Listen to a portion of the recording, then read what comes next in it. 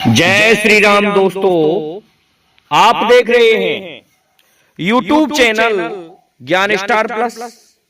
तो दोस्तों, आप सभी का हार्दिक स्वागत और अभिनंदन।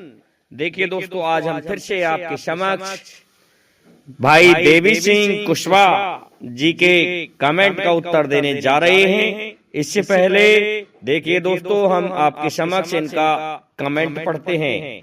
तो देखिए, ज्ञान स्टार प्लस चैनल को आप ढंग से देखा करें दोस्तों। इसमें जो पहेलियों का उत्तर मिलता है, ये यूं ही नहीं मिलता, ये बड़े खोज के साथ में और इनका उत्तर लाया जाता है। ये आंच पर तापने वाली पहेलियां नहीं हैं दोस्तों। हमारे चैनल को सब्सक्राइब जरूर कर दिया करो, साथ ही बेल आइकन को भी प्रेस कर दिया करो, जिससे कि आने वाले वीडियो का नोटिफिकेशन आपको मिलता रहे। देवी सिंह कुशवाहा जी ने क्या लिखा है, देखिए कि घर वाली घर में सोए नाइन पीर ले,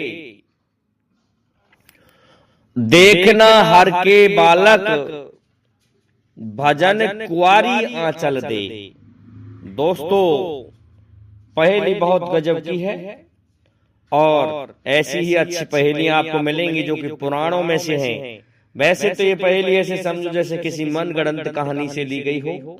ज्यादातर मनगढ़ंत कहानियों से ही मिलती हैं, लेकिन नहीं, ये मनगढ़ंत कहानी पर नहीं है। ये दोस्तों आध्यात्मिक पहेली है। साथ ही ये इस संसार में पहले जो लोकाचरण था उसके आधार पर है। तो देखिए, इस पहेली का प्रूफ भी आप मांगेंगे कि ये उत्तर कहां से लिया है। दोस्तों, आप मनगढ़ंत बताएंगे, लेकिन ऐसा नहीं मिलेगा आपको। देखिए, घर वाली घर में सोए। घर वाली कौन है दोस्तों? जो घर में सो रही है। और नाइन पीर ले, अर्थात नाइन कोई दूसरी जाति की जो औरत है वो पीर ले रही है, अर्थात दर्द ले रही है। देखना हर के बालक, हर कहते हैं भगवान को, उनके बालकों को देखो, भगवान के बालकों को भजन कर रहे हैं और कुआरी आंचल दे रही है। अर्थात ये सब कुछ कहां है, यही तो हम देखने जा रहे हैं। देखो दोस्तों, घर वाली यूं तो पहले बताया जाता है कि जैसे आयोनिज संतान होती थी, ये आपको ऋग्वेद में मिलेगा। तो आयोनिज संतानें सोचने मात्र से होती थी, ये मैथुन पर आधारित नहीं थी। लेकिन फिर एक व्यवस्था की गई कि स्त्रियों से तो बालक पैदा होंगे, लेकिन दर्द पीर किसी दूसरे के होंगे। ऐसा होता था। तो घर वाली घर में सोई, अर्थात जिसके बालक होता था वो तो बड़े बड़े मजे में घर में सोती रहती थी। लेकिन जब वो बालक होता था तो दोस्तों उसके दर्द किसी और के होते थे। अर्थात ये क्या मतलब हुआ? तो इस बात से कई लोगों की पोल खुली उस युग में कि जैसे किसी औरत, किसी विशेष औरत, दोस्तों जिन्हें वेल नोन कहते हैं, प्रसिद्ध कहते हैं, वेल नोन औरत ने किसी से संभोग किया और दोस्तों जब वो बालक पैदा होता था तो उस इंसान के दर्द चलता था और उसके नहीं। जब उसके दर्द नहीं चलता था तो पता चलता था कि दर्द कौन ले रहा है, तो पता चल जाता था कि ये बच्चा उसका है। इस तरह से ये एक मनगढ़ंत हो गई ना दोस्तों, लेकिन नहीं, आध्यात्मिक पहेली है। घर वाली घर में सोए, अर्थात आत्मा इंसान की घर में सो रही है, अर्थात इस शरीर में सो रही है। ये 5 तत्वों से मिलकर बना हुआ शरीर है। तो वो दोस्तों इसमें सोई हुई है, अर्थात उसको ज्ञान ही नहीं है मुझे क्या करना है, क्या नहीं करना है। तो घर वाली घर में सोए नाइन पीर ले। अब पीर कौन ले रहा है? पीर जो जिसने हमें बनाया है वो पीर ले रहा है। वो दर्द ले रहा है कि ये आत्मा भटक गई है और ये आत्मा अपने रास्ते पर नहीं चल रही है, ये मेरा भजन ही नहीं करती, जिसे नयन कहा गया, अर्थात 9 इंद्रियां दर्द ले रही हैं। ये सब लगा सकते हैं दोस्तों, वो दर्द सहन कर रही हैं और घर वाली आत्मा आराम से अपने घर में बैठी हुई है। लेकिन देखिए दोस्तों, अब क्या हो रहा है। देखना हर के बालक भजन, अर्थात भगवान का अगर बालक बनना है तो भजन करना है, उस प्रभु का नाम लेना है। दोस्तों, राधे राधे रटने से जैसे सभी व्याधा मिट जाती हैं, इसी प्रकार से हम अगर हमारे प्रभु का, हमारे प्रभु श्री कृष्ण का भजन करें तो दोस्तों उस घर में किसी भी चीज की कमी नहीं रहती, किसी भी वस्तु की कमी नहीं रहती। प्रभु श्री राम का भजन, पर हमें हमारे किसी एक ही इष्ट देव का भजन करने से ज्यादा लाभ की प्राप्ति होती है, और वही हमें पार उतार देते हैं।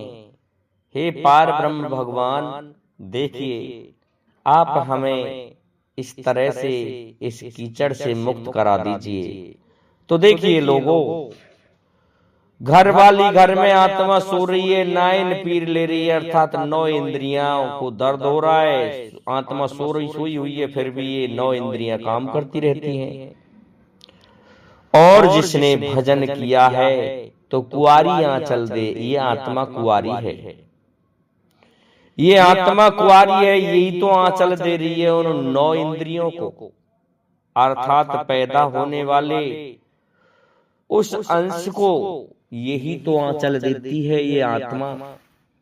इसी के भरण पोषण से आत्मा हमारी आगे बढ़ रही है। जब आत्मा आंचल दे रही है तो इंद्रियां काम कर रही हैं। अगर ये आत्मा करंट देना बंद कर दे, तरंग देना बंद कर दे, तो ये शरीर मृत पड़ा रह जाता है। और इसको ऐसे समझो कि अग्नि अग्नि में मिल जाता है, जल जल में मिल जाता है, मिट्टी मिट्टी में मिल जाती है, आकाश आकाश में विलीन हो जाता है, और वायु वायु में मिल जाती है। रह क्या गया दोस्तों? आत्मा। और जो अजर अमर और अविनाशी होती है, अर्थात वो मरी नहीं, मरता कोई नहीं, इसीलिए तो मरने के बाद कोई पश्चाताप नहीं रहता है अपने कर्मों का। जैसे कर्म किए उस आत्मा को वैसा वस्त्र पहना दिया जाता है।